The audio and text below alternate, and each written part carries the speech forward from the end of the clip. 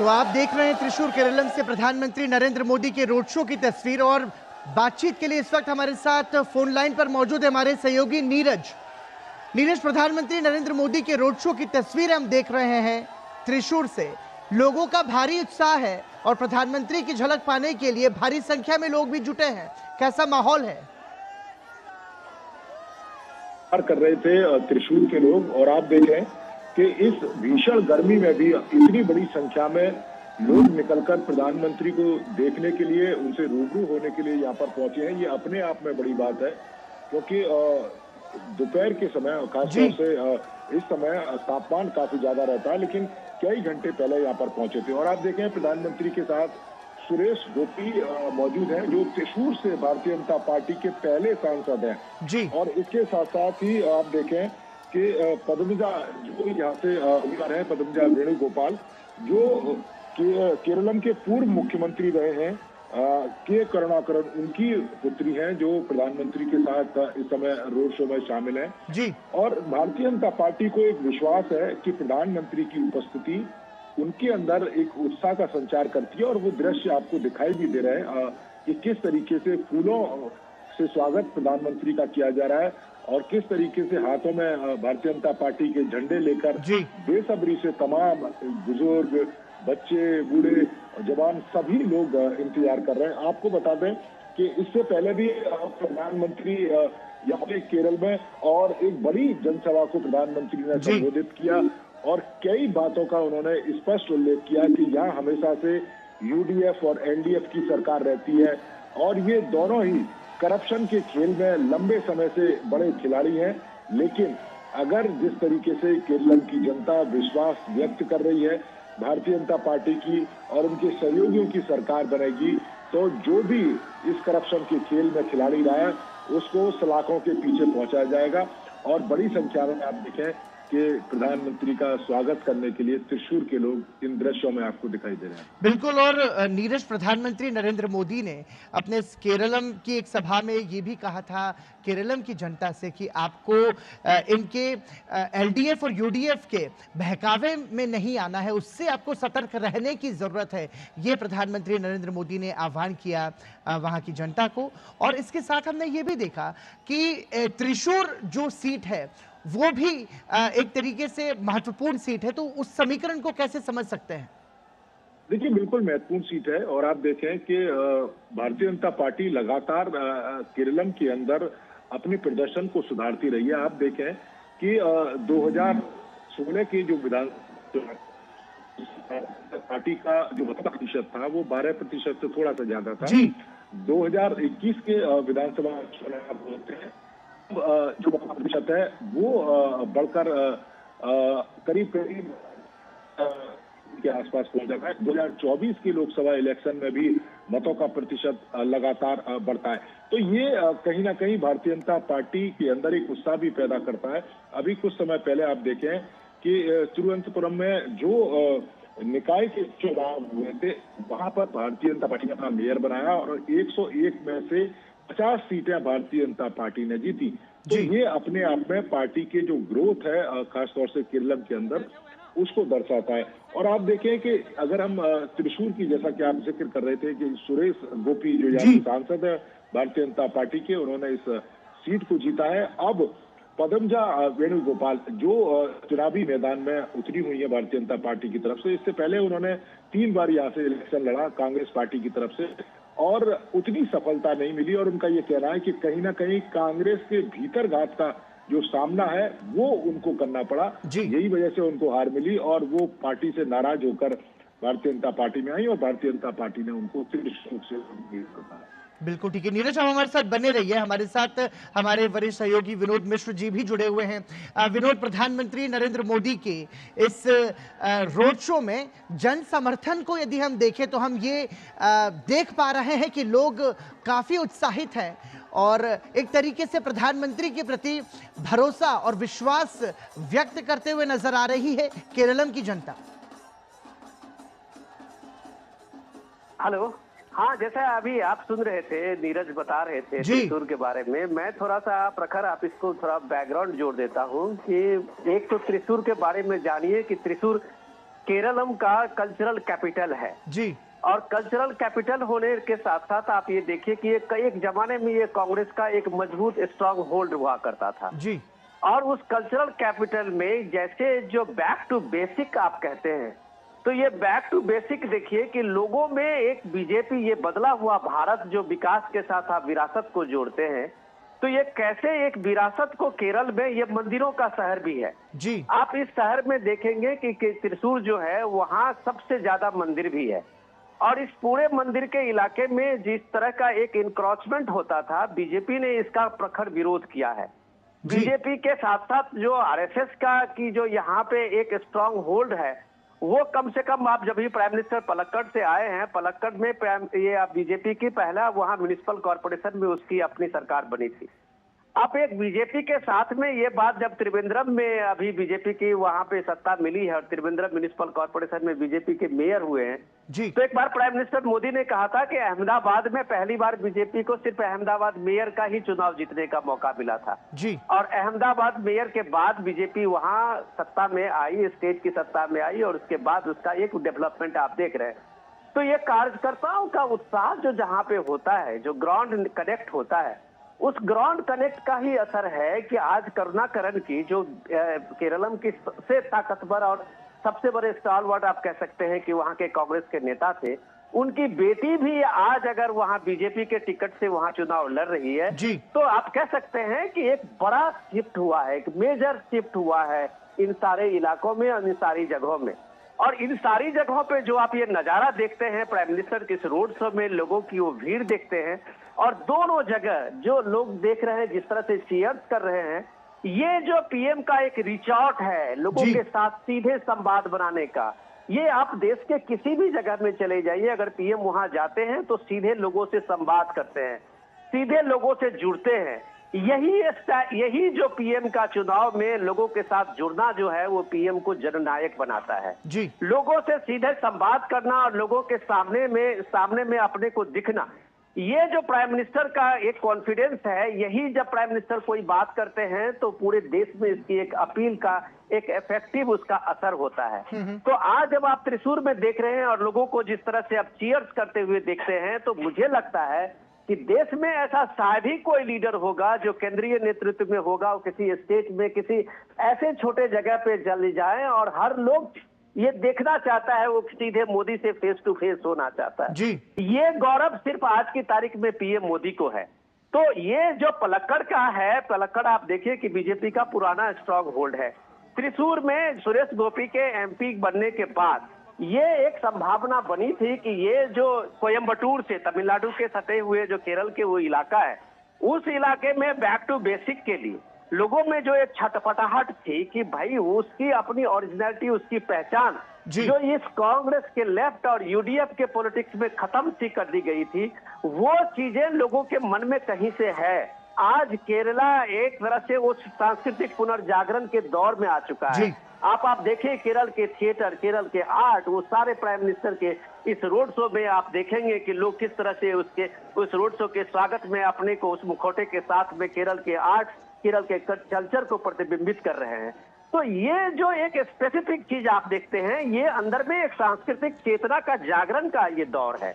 और इस दौर में जो बैक टू बेसिक आप जब कहते हैं तो विकास के साथ विरासत, तो केरल में जो ये डेवलपमेंट हुआ है पिछले 10-12 साल में, उन सारे जगहों का वो डेवलपमेंट के साथ साथ उसको एक विरासत को संभालने का और विरासत पे गर्व करने का जो एक मौका त्रिशूर में या वहां पलक्कड़ में या जो लोगों को मिला है, मुझे लगता है कि ये बीजेपी का एक सबसे बड़ा यूएसपी है इन इलाकों में, केरल में, जहाँ की एलडीएफ वर्सेस यूडीएफ 5 साल एलडीएफ 5 साल यूडीएफ, ये जो ट्रांसफर को ये होता रहता था, इस बार एनडीए ने अपना एक मजबूत विकल्प दिया। बिल्कुल ठीक है। प्रधानमंत्री ने भी, हमने देखा कि एलडीएफ और यूडीएफ दोनों पर ही भ्रष्टाचार के आरोप भी लगाए हैं। नीरज हमारे साथ बने हुए हैं। नीरज, जैसा कि जिक्र यहाँ पर विनोद कर रहे हैं, यहाँ पर सवाल अब ये भी उठता है कि विकास बनाम धर्म और पहचान की राजनीति, क्योंकि हमने देखा भाजपा यहाँ इन्फो पार्क जैसे बड़े प्रोजेक्ट्स और बुनियादी ढांचे के विकास को मुद्दा बना रही है, तो वहीं विपक्ष उन पर सांप्रदायिक ध्रुवीकरण का आरोप लगा रहा है।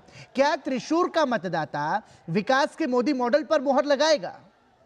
देखिए, अगर आप पैटर्न देखें खास तौर से केरलम के चुनावों का पिछले 40 साल से, जी। तो यहाँ पर जो भावनात्मक मुद्दे हैं उतनी ज्यादा बड़ी भूमिका नहीं निभाते। यहाँ पर जो सरकार काम करती है जमीनी स्तर पर, जी। उसका एक अलग महत्व होता है। और आप देखें कि भारतीय जनता पार्टी जिस विकास के मॉडल को पेश कर रही है उसके पीछे एक वजह भी है। पिछले कई सालों में भारतीय जनता पार्टी ने केरलम के विकास में कोई कसर नहीं छोड़ी है। आप देखें, मार्च में ही प्रधानमंत्री पहुंचे थे, 10,000 करोड़ से ज्यादा के कई सारे प्रोजेक्टों की प्रधानमंत्री ने उद्घाटन भी किया था, शिलान्यास भी किया था। आप देखें 2014 से 2024 के बीच में जब अब कंपैरिजन करते हैं पिछले 10 सालों में, तो 3 लाख से ज्यादा जो पैसा है, वो 3 लाख करोड़ से ज्यादा का जो पैसा है वो प्रधानमंत्री नरेंद्र मोदी के नेतृत्व में जो सरकार है उसने केरल के विकास के लिए दिया है। और जबकि उससे पहले 10 साल को आप अगर कंपैरिजन करें तो मात्र 72,000, यानी कि 4 गुना ज्यादा। तो ये बताता है कि भारतीय जनता पार्टी केरलम के विकास के लिए, केरलम के लोगों की सुविधाओं के लिए किस तरह से खर्च कर रही है। रेलवे के इंफ्रास्ट्रक्चर की आप बात करें, जब आप केरलम में आप चलते हैं सड़कों पर, तो सड़क केरलम में आपको जरूर मिलेंगे, लेकिन बड़े बड़े हाईवे नहीं मिलेंगे जी। बड़े बड़े पूरी के लिए आएंगे तो करीब करीब 8 घंटे का समय लगेगा। लेकिन आप देखें कि नरेंद्र मोदी की सरकार NH-66 का विस्तार कर रही है, उसे उसका जो चौड़ा है उसको चौड़ा किया जा रहा है।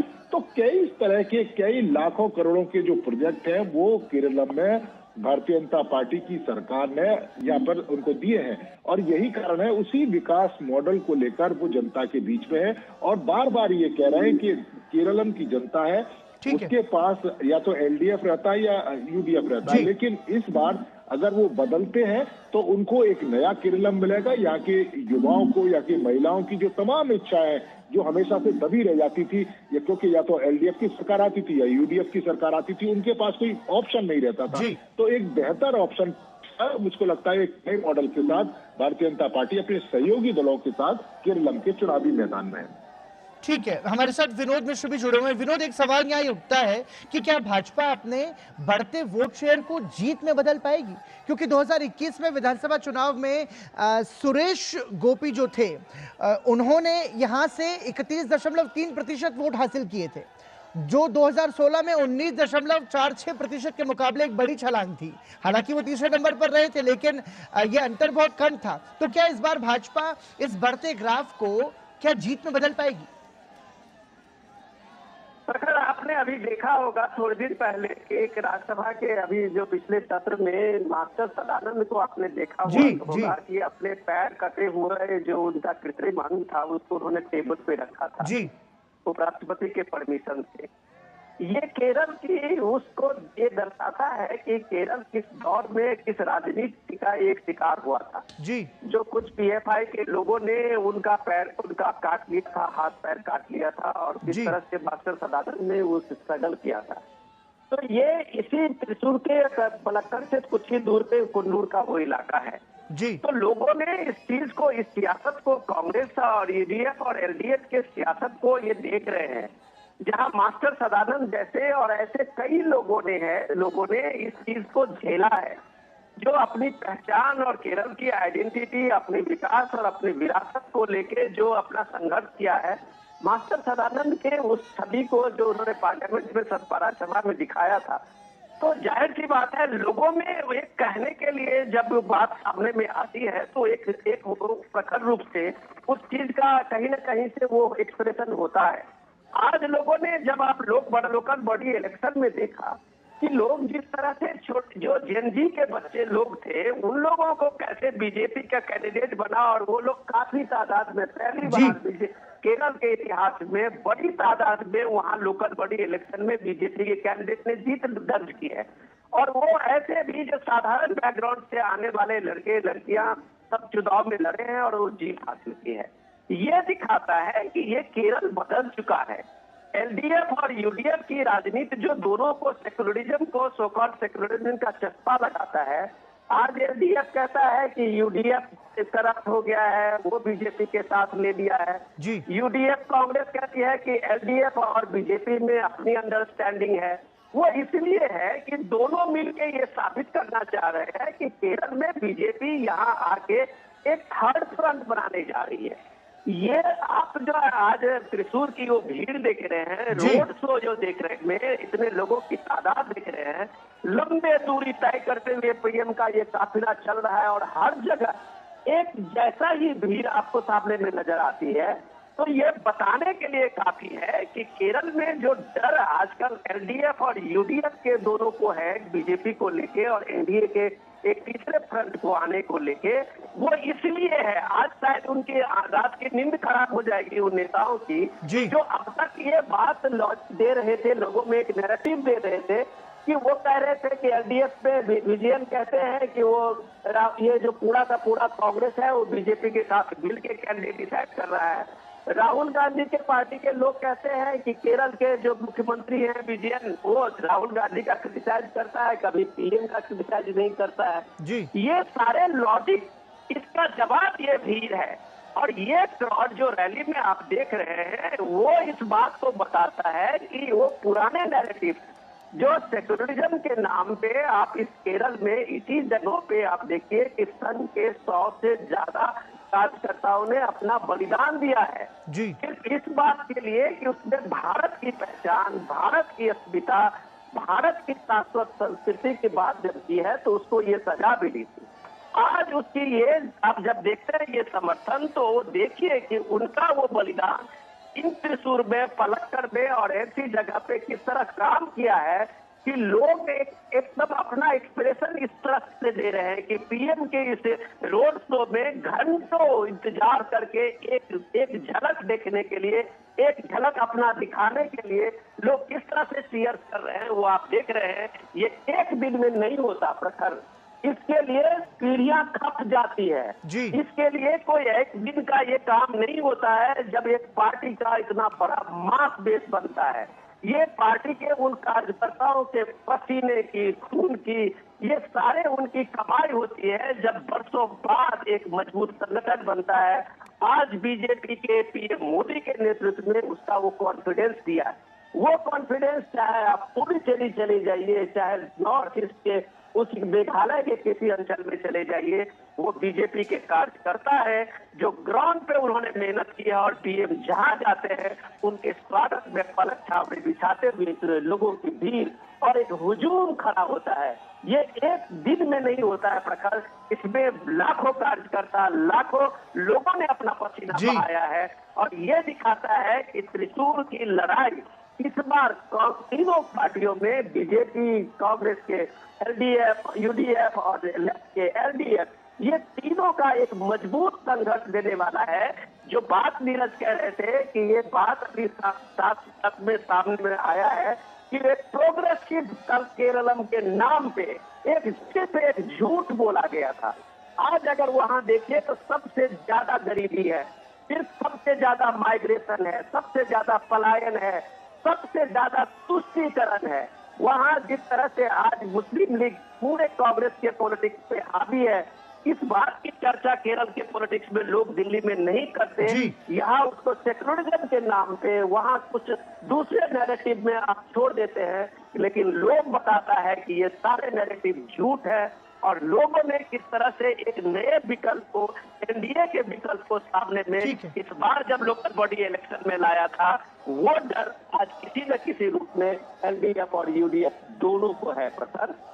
बिल्कुल ठीक है, और तस्वीरों के माध्यम से हम ये देख सकते हैं कि लोगों का जो उत्साह है और प्रधानमंत्री नरेंद्र मोदी की एक झलक पाने के लिए जिस तरीके से वो वहां पर पहुंचे हुए हैं, वो दिखा रहा है और प्रधानमंत्री नरेंद्र मोदी के प्रति उनका प्रेम, उनका विश्वास, उनका भरोसा। और अब हम ये कह सकते हैं कि जब जनता एक तरीके से अपने प्रधानमंत्री पर विश्वास करती है तो वही जनादेश का आधार भी बनता है। हमारे साथ हमारे सहयोगी नीरज सिंह भी लगातार जुड़े हुए हैं। नीरज, महत्वपूर्ण सवाल यहाँ पर यह भी उठता है और तस्वीरों के माध्यम से भी जिस तरीके से भीड़ हम देख रहे हैं, इस भीड़ में महिलाओं की भीड़ को भी नजरअंदाज नहीं किया जा सकता। जिस विश्वास के साथ, जिस आत्मविश्वास के साथ, जिस भरोसे के साथ वो प्रधानमंत्री नरेंद्र मोदी को लेकर के उत्साहित है, तो क्या समझा जाए कि महिला मतदाताओं की भूमिका कितनी महत्वपूर्ण होगी, वो भी ऐसे समय में जब पद्मजा वेणुगोपाल की जो उम्मीदवारी है वो वहां पर महिलाओं के लिहाज से भी बहुत खास बनाती है उनको। प्रधानमंत्री की तमाम योजनाओं को भी आप देखें कि हमेशा से महिला सशक्तिकरण को लेकर प्रधानमंत्री ने कदम उठाए हैं। चाहे महिलाओं के आरक्षण की बात हो, महिलाओं को बेहतर से बेहतर सुविधा मिले उसकी बात हो। और केरल की अगर हम आधी आबादी की बात करते हैं तो केरल की ये आबादी शिक्षित आबादी है, आधी आबादी पढ़ी लिखी आधी आबादी है, और उनको ये पता है कि प्रधानमंत्री जिस तरीके से कार्य करते हैं, जिस तरीके से जनता के हमेशा से हित में खड़े रहते हैं, उसी की झलक आपको इन दृश्यों में दिखाई दे रही है कि एक बड़ी संख्या में आधी आबादी इस समय त्रिशूर की सड़कों पर प्रधानमंत्री का स्वागत कर रही है। और इसके पीछे हमारे जो विनोद मिश्रा जी हैं वो सही कह रहे थे कि इसके पीछे एक बड़ी लगन, बड़ी मेहनत होती है। और आप इसका कारण देखिए कि 2016 में भारतीय जनता पार्टी का जो 10.5% वोट था, 2021 की विधानसभा में वो 11% से ज्यादा हो गया, लोकसभा में 13 से ज्यादा हो गया, और 2024 के लोकसभा इलेक्शन में 16% से ज्यादा हो गया, 17-18% के आसपास हो गया। तो ये बताता है कि किस तरीके से step by step Bharatiya Janata party ने यहाँ के लोगों के बीच में काम किया है। और आप देखिए त्रिशूर की अगर हम बात करें, 37% से ज्यादा जो मत है वो त्रिशूर में भारतीय जनता पार्टी को मिले थे, और सुरेश गोपी यहाँ से चुनावी मैदान में उतरे थे। कुछ समय पहले दिसंबर 2025 में जो तिरुवनंतपुरम में जो नगर निगम के चुनाव हुए थे, वहां पर भारतीय जनता पार्टी ने 35% के आसपास जो वोट है वो हासिल किया था। तो ये बताता है कि एक अलग तरह की जो राजनीति भारतीय जनता पार्टी विकास की राजनीति यहाँ पर कर रही है, उसके प्रति धीरे धीरे लोगों का विश्वास बढ़ रहा है, क्योंकि उनके पास इससे पहले कोई ऑप्शन नहीं था। और आप देखें कि छोटे मोटे दल जरूर खड़े होते थे, लेकिन सत्ता हमेशा से यूडीएफ और एलडीएफ के बीच में ही ट्रांसफर होती रहती थी।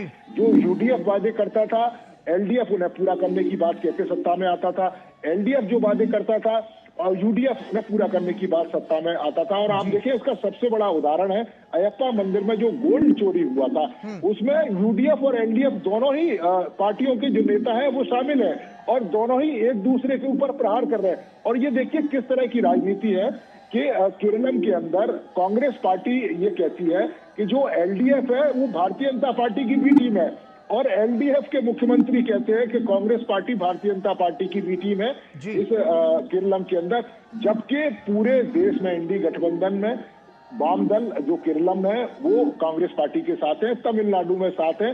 तो ये लोगों के जहन और लोगों के दिमाग में ये बात बैठ रही है कि एक दूसरे के ऊपर आरोप लगाते हैं, लेकिन अंदर खाने एक मिली भगत है। और यही कारण है कि तीसरे विकल्प के तौर पर भारतीय जनता पार्टी तेजी के साथ यहाँ पर पैठ बना रही है, और वो तेजी आपको इस रोड शो में दिखाई भी दे रही है कि लाखों की संख्या में इस भीषण गर्मी में केरल में सब लोग प्रधानमंत्री का स्वागत करने के लिए खड़े हैं। तो ये एक बड़ी बात है, खासतौर से भारतीय जनता पार्टी के कार्यकर्ताओं की बात करें, क्योंकि प्रधानमंत्री की उपस्थिति उनमें एक अलग तरह का उत्साह पैदा करती है। पूरी पार्टी एकजुट तरीके से आप देखें कि चुनावी मैदान में एनडीए अपने सहयोगी दलों के साथ, जबकि आपने देखा होगा कि यूडीएफ जो ये बार बार कह रही है कि उनको सर्वे में जो स्थिति है उनकी स्ट्रांग बताई जाती है, लेकिन आप देखें कि यूडीएफ में कई तरह के मुख्यमंत्री पैदा हो गए। आप देखें 4 सांसद यहाँ से चुनाव लड़ना चाहते थे ताकि वो मुख्यमंत्री की दावेदारी में आ सके। आप देखें कि यहाँ के जो कांग्रेस के प्रदेश अध्यक्ष हैं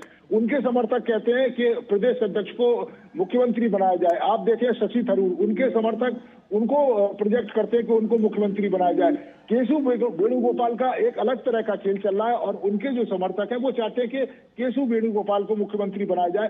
तो अलग अलग 3 गुट केरलम के अंदर कांग्रेस पार्टी में आपको दिखाई देते हैं, और वही स्थिति आप देखें कि लेफ्ट में भी दिखाई देती है। लेफ्ट के कई सारे नेता जो पार्टी से नाराज थे वो पार्टी छोड़कर यूडीएफ में आए या फिर भारतीय जनता पार्टी में उन्होंने ज्वाइन की। तो अब भारतीय जनता पार्टी के सामने ये बेहतर विकल्प है कि केरलम की जो तमाम समस्याएं जो दशकों से सॉल्व नहीं हो पाई है, यूडीएफ एलडीएफ के बीच में घूमती रही है, वो उनका ध्यान दे पाए। ठीक है। विनोद, एक सवाल बहुत संक्षेप में आपसे जानना चाहूंगा। देखिए, पद्मजा वेणुगोपाल के समर्थन में प्रधानमंत्री नरेंद्र मोदी यहाँ पर रोड शो कर रहे हैं, और पद्मजा वेणुगोपाल की बात करें तो वो केरल की सबसे बड़ी राजनीतिक विरासत के रूप में वहां पर जानी जाती है, जो कि उनको अपने पिता के करुणाकरण से मिली है। क्या पद्मजा कांग्रेसियों का समर्थन भाजपा में परिवर्तित कर पाएगी, भाजपा के समर्थन में?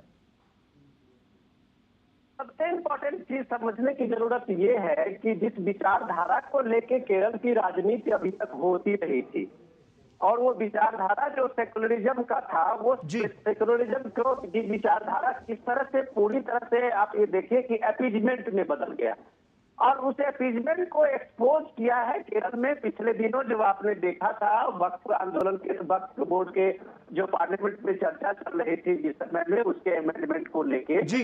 अब आप सोचिए कि वहां कांग्रेस हो या लेफ्ट हो, दोनों पार्टियां, एक कोई भी पार्टी इस चीज का विरोध नहीं कर पाई कि जब वहां पे एक मछुआरों के परिवार के 600 परिवारों की जमीनें पर वक्फ ने कब्जा कर लिया था, और उन परिवारों को वक्फ की अपनी जो पुश्तैनी जमीन थी उस पे वक्फ का नोटिस आ गया, और डिस्ट्रिक्ट मजिस्ट्रेट से लेके सबने हाथ खड़ा कर दिया कि वक्फ ने अगर उस जमीन पर अपना क्लेम किया है तो आपको कोर्ट में साबित करना पड़ेगा, ट्रिब्यूनल जाना पड़ेगा। लेकिन बीजेपी की इस मुहिम को वहां के चर्चों ने भी काफी समर्थन किया, क्योंकि वो सारे के सारे जो मछुआरे समुदाय के लोग थे वो क्रिश्चियन थे। अब आप एक चर्च को, बीजेपी का एक मौका मिला कि चर्च ने सीधे उस समय में अपना पूरा मेमोरेंडम देके बीजेपी के सपोर्ट में अपने सारे चर्च ने एक तरह से समर्थन दिया था, और उस समर्थन के बाद केरल में कम से कम कांग्रेस और लेफ्ट दोनों में चैटिंग शुरू हुई थी कि शायद एक क्रिश्चियन कम्युनिटी का झुकाव अगर इसमें बीजेपी की तरफ होगा तो ये आने वाले पॉलिटिक्स के जो रुझान होंगे वो कुछ और तरह के होंगे, और वो अलग तरीके से दिखेगा। जो आप आज अब देख रहे हैं स्थिति, जो आप कह रहे हैं कि कांग्रेस के लोग अब बीजेपी में शामिल हो रहे हैं, बीजेपी सीपीआई के लोग जो है वो सीपीएम के लोग भी कई बार इस बार बीजेपी के टिकट में चुनाव लड़ रहे हैं, तो ये बात तो मान लीजिए कि विचारधारा कहीं कुछ भी नहीं है। वो विचारधारा सिर्फ किताबों की बात है। यहाँ बात है कि आपने स्टैंड क्या लिया है। अगर उस गरीब मछुआरों के 600 मछुआरों को लेके अगर पार्लियामेंट कंसीडर करता है, पार्लियामेंट उसके लिए कानून बनाता है, आज देश में वक्फ कानून को लेके आप देखिए कि जिस तरह से एजेंडा बनाया गया सेकुलरिज्म के नाम पे, वो कैसे सुप्रीम कोर्ट तक में एक्सपोज हुआ। ये केरल के लोगों ने देखा कि ये नकली सेकुलरिज्म की बात करने वाले लोग जिस तरह से एक गरीब लोगों के हक की बात को भी एक अपीजमेंट में, एक सेकुलरिज्म के नाम पे उस पे बोलने से कतराते हैं, उस पे एक्शन लेने से कतराते हैं। बीजेपी ने स्टैंड लिया तो आज 600 उन मछुआरों परिवारों की जो पुश्तैनी जमीन छीन गई थी, उस जमीन पे आज उस पे कानूनी कार्रवाई हुई, उनको हक मिला है। यही चीज कर्नाटक में देखिए, यही चीज तमिलनाडु में उन इलाकों में हुआ कि जहां जहां वक्फ ने क्लेम किया वो सरकारें, वहां की डिस्ट्रिक्ट एडमिनिस्ट्रेशन हाथ खड़ी कर देती थी कि उसके जुरिडिक्शन में ये नहीं है। लेकिन आज जब ये वक्फ बोर्ड अमेंडमेंट पास हुआ, पार्लियामेंट का कानून बना, तो अब ये देखिए कि हालात किस तरह से बदल गए हैं। हर किसानों के अपने पुश्तैनी जमीन का हक पे दावा करने का अधिकार है। कोई वक्त कोई पर्ची लेके खड़ा होने का वो हिम्मत नहीं कर सकता। तो ये जो चीजें, ये बदलाव जो है, ये लोगों में एक न्याय, जस्टिस का है। ये जस्टिस दिखाता है कि सारी विचारधाराएं आपकी किताबों तक है। लोगों को जस्टिस जिससे मिलता है वो आप देखिए कि चर्च, अगर आज केरल के चर्च बीजेपी के समर्थन में आगे आए हैं तो ये सारे पुराने किनारे ढहे हैं। वो अगर के करुणाकरण की बेटी अगर आज पीएम के साथ में उस रोड शो में खड़ी हुई है तो आप कह सकते हैं कि केरल का ये बदलाव एक नया केरलम का एक पूरी तरह से एक मुखरित और एक बड़ा चेहरा जो है आपको दिखा रहा है। ये केरलम की एक नई तस्वीर है जो आने वाले इलेक्शन में आपको शायद एक बेहतर छवि के रूप में दिखेगा। बिल्कुल ठीक है। नीरज भी हमारे साथ बने हुए। नीरज, एक सवाल यहाँ पर यह भी उठता है कि जो ईसाई समुदाय का वोट है वो त्रिशूर विधानसभा में निर्णायक भूमिका निभाता है। अब सवाल ये उठता है कि क्या भाजपा का ईसाई समुदाय के साथ बढ़ता संवाद, विशेषकर चर्च के नेतृत्व के साथ जो बातचीत की कोशिश है, क्या विधानसभा चुनाव में उसका असर दिखेगा? देखिए, बिल्कुल दिखेगा। और विनोद जी जिस बात का जिक्र कर रहे थे, जो मछुआरा समुदाय है वो यहाँ पर ज्यादातर ईसाई समुदाय है जी। और उनका ये कहना था कि हमको दशकों से ठगा जाता था, हमारी तमाम तरह की समस्याएं थी, लेकिन उनका समाधान करने की राज्य सरकार ने कभी कोशिश नहीं करी जी। प्रधानमंत्री नरेंद्र मोदी के नेतृत्व में सरकार जब आए और मछुआरों को लेकर और आप देखें कि सुरेश गोपी निकाली थी भारतीय जनता पार्टी के लिए, क्योंकि ईसाई समुदाय के लोग एक निर्णायक भूमिका में रहते हैं और 37% से ज्यादा का जो वोटिंग परसेंट अगर सुरेश गोपी को मिला है तो ये बताता है कि ईसाई समुदाय धीरे धीरे भारतीय जनता पार्टी के पक्ष में आ रहा है। आप देखें कि हमारे विनोद जी जिस बात का जिक्र कर रहे थे, पद्मजा जो यहाँ से उम्मीदवार भी हैं, आप देखें कि भारतीय जनता पार्टी में आना कितना मुफीद है, क्योंकि एक तो केरल के दिग्गज नेता रहे हैं, उनकी बेटी है, उनका एक अपना पर्सनल जो वोट बैंक है, एक पर्सनल टच है। इसके साथ साथ ही 2021 के इलेक्शन में मात्र 946 वोटों से हारित हुई वो, तो एक उनका भी जो अपना जनाधार बिल्कुल अपना जनाधार है। और अब भारतीय जनता पार्टी का वोट बैंक और भारतीय जनता पार्टी की नीतियों से जुड़े हुए तमाम लोग, चाहे ईसाई समुदाय की बात करें या हिंदू समुदाय के दूसरे लोगों की बात करें या अलग अलग समुदाय की बात करें, तो उनका अगर वोटिंग परसेंटेज उनमें से कुछ परसेंट भी उनको मिलता है तो आप समझ सकते हैं कि बम्पर तरीके से, जिस तरीके से सुरेश गोपी ने लोकसभा का चुनाव जीता था, उसी तरीके से पद्मजा वेणुगोपाल यहाँ से विधानसभा का चुनाव जीत सकती है। और जिस तरह की भीड़ आप देखें, क्योंकि हमने देखा है कि तमाम नेता पॉलिटिकल पार्टियों को करते हैं, तमाम नेता हमने देखा है कि रोड शो करते हैं, हमने कांग्रेस के नेताओं को भी देखा है, हमने और क्षेत्रीय नेताओं को भी रोड शो करते हुए, चाहे सपा, आरजेडी और दूसरे लोगों को भी देखा है। ये जो केरलम के लोग आपको दिखाई दे रहे हैं, ये एजुकेटेड लोग हैं। इन लोगों को आप चंद पैसा देके सड़कों पर नहीं ला सकते हो। ये आप देख रहे हैं कि ये जो भीड़ आपको दिखाई दे रही है, वो बताती है कि अपने नेता के लिए वो कितना कमिटेड है, अपने वोट के लिए वो कितना कमिटेड है, और वो ये जानते हैं कि वो किस सरकार को चुनेंगे तो वो सरकार उनके लिए किस तरह से काम करेगी। तो निश्चित तौर पर आप देखें, युवाओं को देख लें इन दृश्यों में, आप महिलाओं को इन दृश्यों में देख लें, उन बुजुर्ग लोगों को देख लें जो दशकों से वोट देते आए, अपनी समस्याओं का समाधान करना चाहते थे, लेकिन यूडीएफ और एलडीएफ की सरकारों में उलझ कर रह गए। अब धीरे धीरे वोटिंग परसेंट का बढ़ना, धीरे धीरे केरलम की राजनीति में भारतीय जनता पार्टी का जो मतों का प्रतिशत बढ़ना या सीटों का जो संख्या है वो धीरे धीरे उसमें इजाफा होना, ये बताता है कि एक विकल्प के तौर पर केरलम के लोग भारतीय जनता पार्टी को देख रहे हैं। और प्रधानमंत्री नरेंद्र मोदी की स्वीकार्यता आप देखें कि पूरे देश भर में प्रधानमंत्री जहां भी जाते हैं, लाखों की संख्या में जो लोग हैं वो उनको देखने के लिए, उनको सुनने के लिए पहुंचते।